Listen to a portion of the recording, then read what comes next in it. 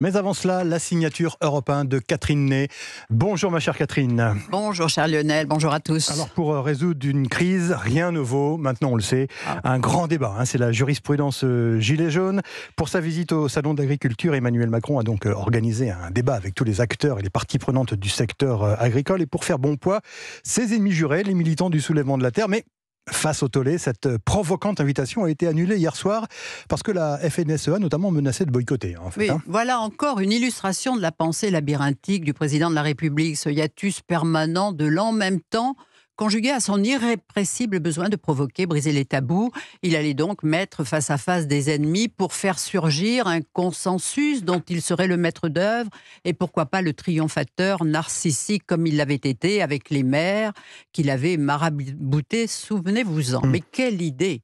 Inviter le soulèvement de la terre. Le monde agricole est un tapis de braise. Ces 30 ans de rancœurs accumulées, de mal de vivre du métier qu'ils aiment, la peur de l'avenir. 1 million d'agriculteurs en 2001, 360 000 seulement en 2023. C'est un monde en voie de disparition. Et depuis toujours, chaque année, c'est vrai, au Salon de l'Agriculture, il y avait toujours un secteur plus ou moins en crise, tantôt le lait, les fruits, ou le vin, ou l'élevage. Cette année, on cumule. Toutes les productions sont en crise. Les agriculteurs l'ont fait savoir en haut lieu, que ça ne pouvait plus durer, ils ont manifesté.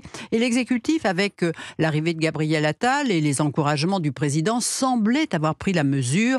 Il plaçait l'agriculture au-dessus de tout. Et voilà que ce débat, que le président imaginait à bâton rompu, quelle rigolade, et risquait sûrement de tourner en bagarre frontale et sanglante. Alors l'invitation du collectif Les Soulèvements de la Terre a été annulée, ça on le sait, mais le mal est fait. Oui, parce que c'est incompréhensible. En les invitant, c'était une façon de les légitimer. Il désavoue ainsi Gérald Darmanin, qui lui voulait dissoudre ce collectif écologiste, invoquant le droit fondamental de s'exprimer. Le Conseil d'État avait rejeté sa demande. Or, le soulèvement de la terre a été créé par les zadistes de Notre-Dame-des-Landes. Vous savez, ces ultra-gauches qui se sont octroyés pendant des années le droit d'occuper, d'investir tout un territoire pour s'opposer à la construction de l'aéroport, malgré le vote favorable de la population.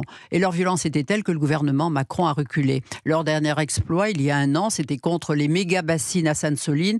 On a vu arriver 8000 manifestants armés de barres de fer, de haches, de cocktails Molotov. 6 tonnes de pierres avaient été amenées par camion, comme l'a démontré l'enquête parlementaire, et ils saccageaient tous les terrains alentours. 40 policiers avaient été blessés. Eh bien, ce sont des radicaux qui détruisent tout ce qui leur paraît écocide, presque une secte religieuse, violente, intolérante et surtout hors la loi en permanence. La responsabilité de cette invitation, Catherine, c'est ce qu'on dit à l'Élysée en tout cas, elle reviendrait à un conseiller, c'est ça ? Ce qui prouverait que les conseillers du président sont hors sol et qu'il a bien tort de les écouter. Mais depuis qu'il est à l'Élysée, hormis 2021 pour cause de Covid et 2022, début de la guerre en Ukraine, Emmanuel Macron est le recordman de visites longue durée au Salon de l'Agriculture. Toujours ce besoin de performance, faire mieux que le chéri des agriculteurs, Jacques Chirac, qui lui restait 12 heures, toujours, mais pas plus. Eh bien, lui, c'est 13 heures, voire 14 heures, comme l'an dernier. Arrivé à 7 heures du matin, départ 23 heures à la fin de la journée. Il n'avait plus visage humain.